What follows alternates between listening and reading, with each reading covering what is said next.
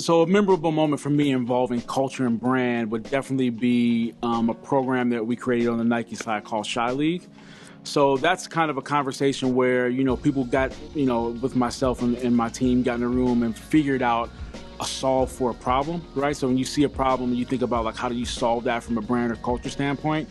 And the problem was, Chicago being so famous for basketball and being, having such a long and storied history in basketball, and even, players that come from this city going to other cities over the summer, LA, New York, wherever, to play and to train and to kind of hone their craft. So, in our mind, we wanted to create something that kept them there as well as kind of gave back to the community from a basketball standpoint, because, you always hear this, culture vulture come through, people or companies such as the Nikes or the Reeboks or whoever's that, come into our culture and take from it, they don't give back. So part of that was a little bit twofold. And what we did was we created a platform where athletes could stay in Chicago. So the D Roses, the Anthony Davises, the Jabari Parkers, all those guys could stay here, train and play at a high level, and then also kind of give back to the community. So you think about like, a 6 or 7-year-old kid from the South Side that may never go to a Bulls game. He may never see Anthony Davis play in the United Center,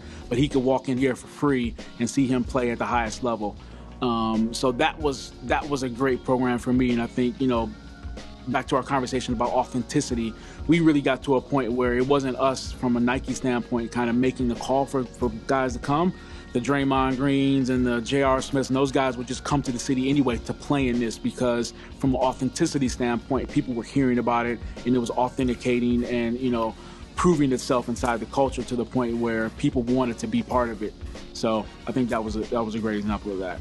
As part of Shy League, we created kind of if you think about the yin and the yang, or how, sport and culture live together. So from a sport perspective, we had the Shy League. We're on the court, players at the highest levels, again, the Anthony Davises, the Jabari Parkers, Draymond Greens, all those guys were playing on the court. But then from a culture perspective, we tied that back into a lounge we created called L210, where we would express the connection of sport and culture together. So you would play on the court, and then right after the court, you would go to this lounge where the culture was expressed at the highest level.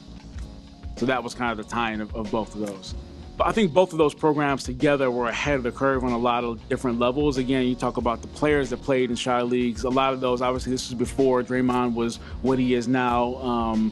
So a lot of that stuff was happening ahead of its curve. And even on the L210 side, we had Jeremiah through there. We had, Kendrick Lamar early on. We had Chance before he was Chance. It was just a kid from Chicago. It was a dope rapper. It was just hanging out, because it was, again, authenticating itself in that space where the people who pushed the culture wanted to be part of it.